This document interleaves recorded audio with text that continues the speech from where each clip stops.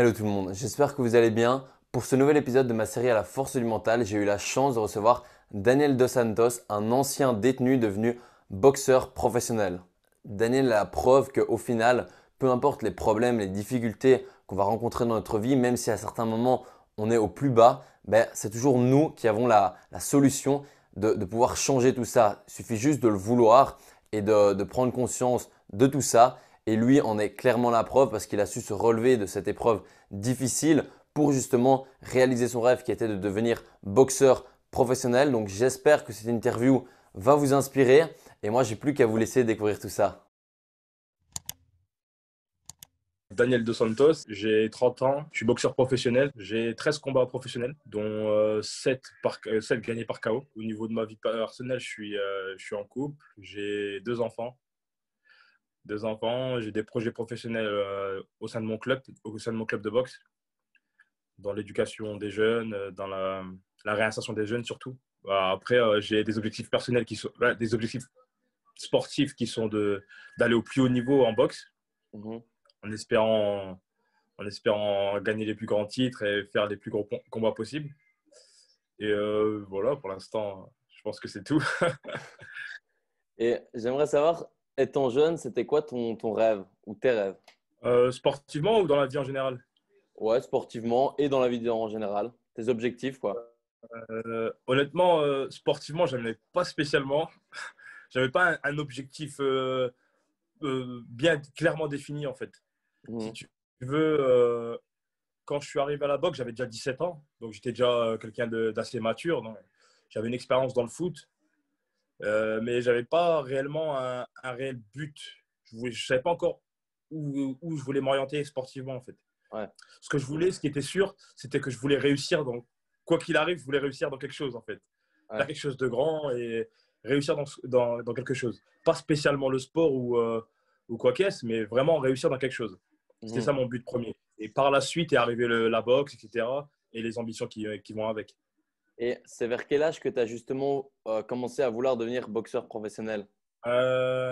Honnêtement, 23 ans. Enfin, 20, ouais, 22 ans. 22 ans.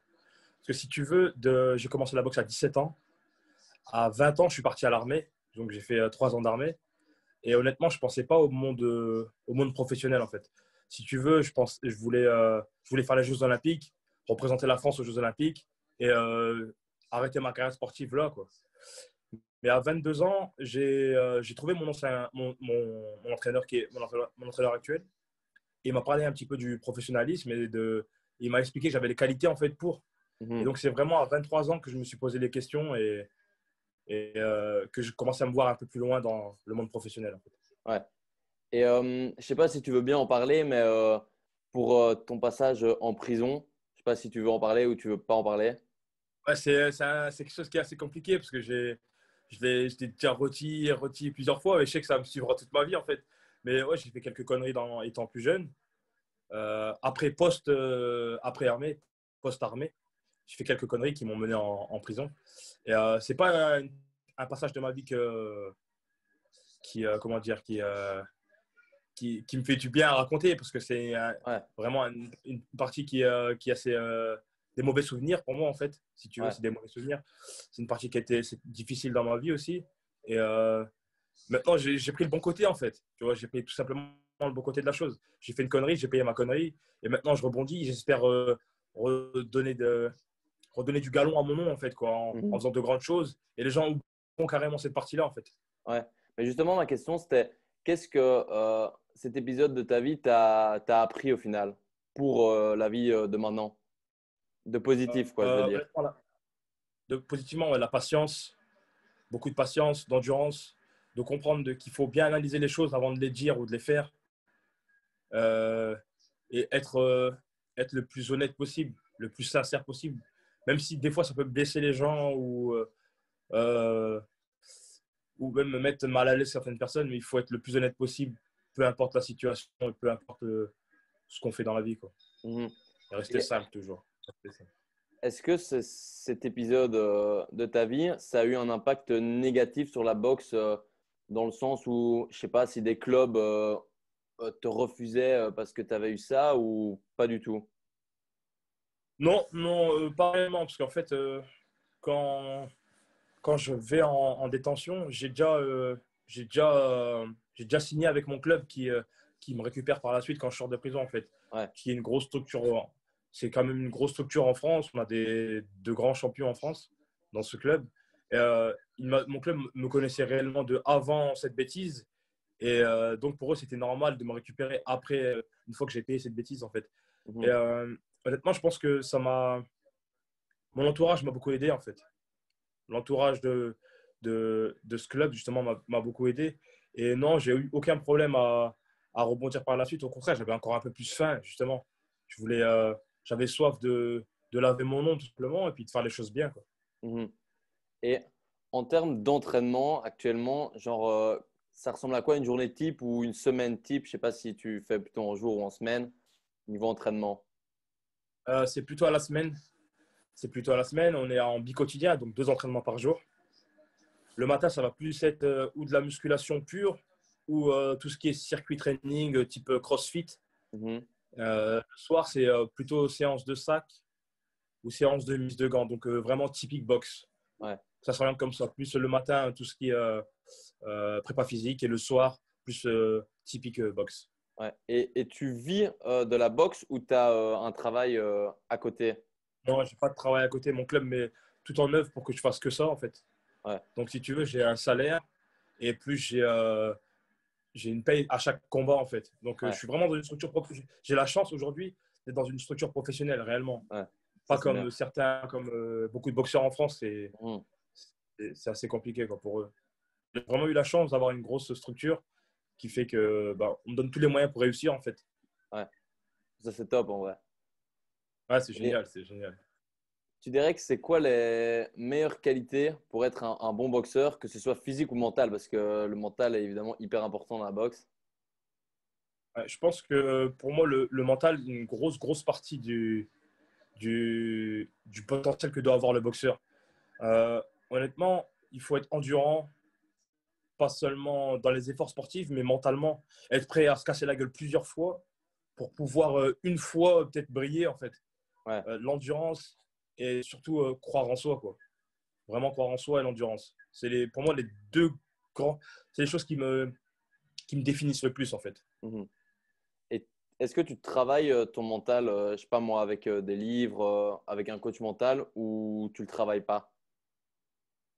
On a notre entraîneur qui, si tu veux, enfin, sa manière de coacher est plus sur la réflexion. Donc, il y a beaucoup de. Ça, on ne le voit pas quand on fait des reportages ou quand en préparation de combat. Les gens ne le voient pas forcément parce que c'est tout ce qui est caché. Mais il y a une grosse partie qui est faite justement uniquement du côté mental. Beaucoup de discussions, beaucoup d'analyses. Et je pense que nous, après, notre entraîneur s'occupe de le faire, cette partie mentale. Mais je pense que si, pour donner un exemple, si aujourd'hui un boxeur qui a des objectifs plus ou moins grands veut se donner les moyens, je pense qu'il est important au jour d'aujourd'hui de miser sur la partie mentale parce que c'est Ouais. vraiment une grosse partie Mhm. du, du bagage que doit avoir le sportif, en fait. Ouais. Et tu as déjà eu allez, une grosse blessure ou un gros coup pendant un combat et tu arrives, enfin, comment tu arrives à, si tu as eu ça, à justement continuer à combattre mentalement?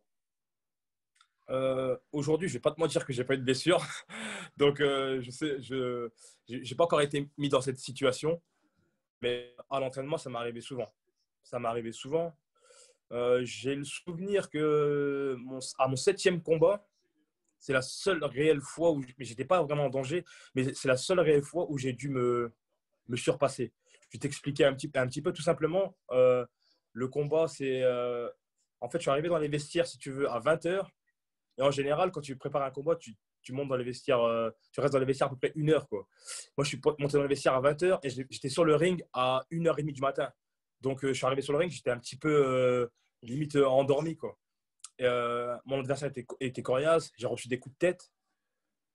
Et c'est la seule réelle fois où j'étais en danger. Donc, dans cette situation, la seule chose que j'ai retenue, en fait, c'est que quoi qu'il arrive, il faut continuer à maintenir le cap et à foncer sur tout ce qu'on a travaillé auparavant.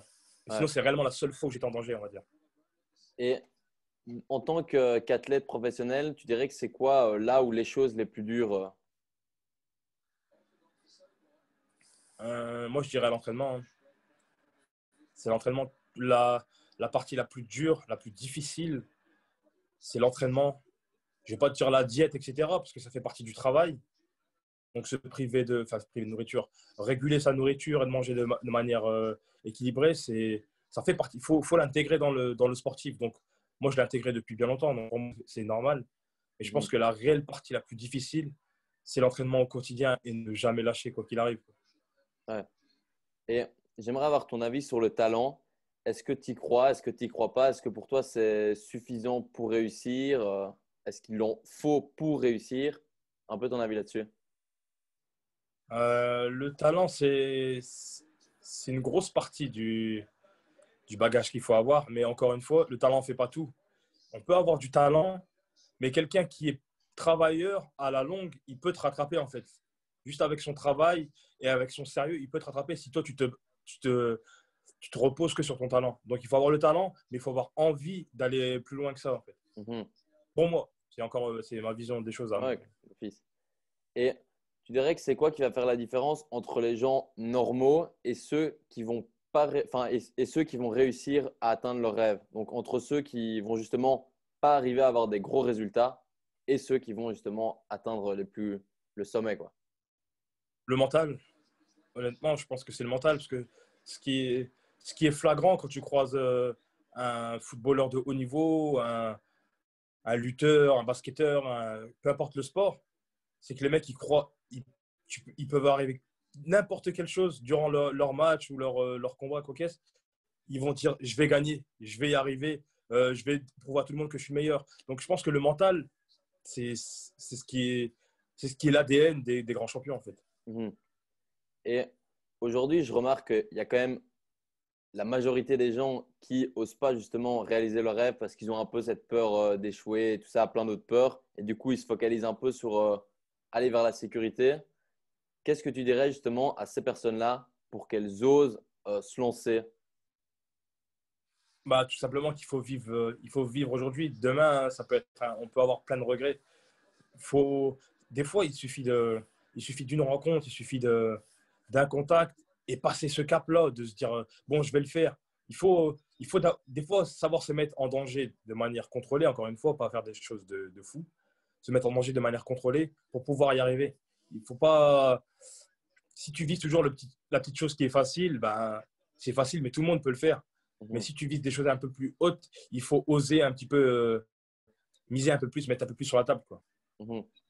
Et avec toute l'expérience que tu as pu emmagasiner durant toute ta vie et ta carrière, donc tout au long de ta vie, qu'est-ce que tu as appris sur la vie ou sur toi et que tu aimerais transmettre aux gens? De croire en soi et de toujours vouloir se dépasser, en fait. Peu importe de ce que j'ai fait, les moments que j'ai passés à l'armée, les moments durs que j'ai passés en détention ou maintenant dans la boxe, il faut toujours croire en soi. Il ne faut pas se dire que les dés sont déjà pipés à l'avance, se dire qu'on part avec un désavantage, etc. Toujours croire en soi et aller de l'avant. C'est ce qui a fait ma force. C'est ce qui fait ma force aujourd'hui. Et j'espère que c'est ce qui fera que je me différencierai au plus haut niveau des autres personnes. Mhm. C'est vrai que c'est après un épisode comme ça que tu as réussi à justement rebondir et pas plonger comme beaucoup, je pense, auraient pu le faire. Ça, c'est quand même admirable. Ouais, c'est clair, c'est clair. C'est clair, ça a été des moments difficiles. Après, c'est des moments que c'est pas la vie qui me l'a imposé, c'est moi qui a fait en sorte d'être dans cette situation. J'assume mes responsabilités. Et après, voilà, il faut aller de l'avant, quoi. Il faut passer à autre chose. Et Mhm. comme je t'ai dit au début, moi, depuis tout petit, je me dis, il faut que je réussisse dans quelque chose. Et donc, c'est ma mentalité. Et j'espère que ça paiera au plus haut niveau, j'espère. J'espère aussi. Et la dernière question, c'est tes objectifs justement, futurs. Là, les choses commencent à se dessiner un peu plus. En 2020, je devais faire le titre national du championnat de France. Malheureusement, on a eu la pandémie du Covid, donc ça ne s'est pas fait. Là, pour 2021, si tu veux, le 25 janvier, j'ai un combat de retour. Ensuite, au mois d'avril, on se dirige vers une stature internationale. Donc, ça va me faire faire un bond au niveau des classements internationaux. Mhm. Et après ça, je pense que les choses vont s'accélérer rapidement au niveau international. Bah, nickel. Ça va aller très vite, je pense. J'espère que tu vas justement atteindre tous tes objectifs. C'est super gentil. Et voilà, c'est la fin de cette vidéo. J'espère qu'elle vous aura plu, j'espère qu'elle vous aura motivé. Encore une fois, abonnez-vous à ma chaîne YouTube si ce n'est pas déjà fait. Activez la petite cloche, ça vous prend 2 secondes et ça m'aide de ouf. Et moi, j'ai plus qu'à vous dire à très très vite pour une prochaine vidéo. Ciao!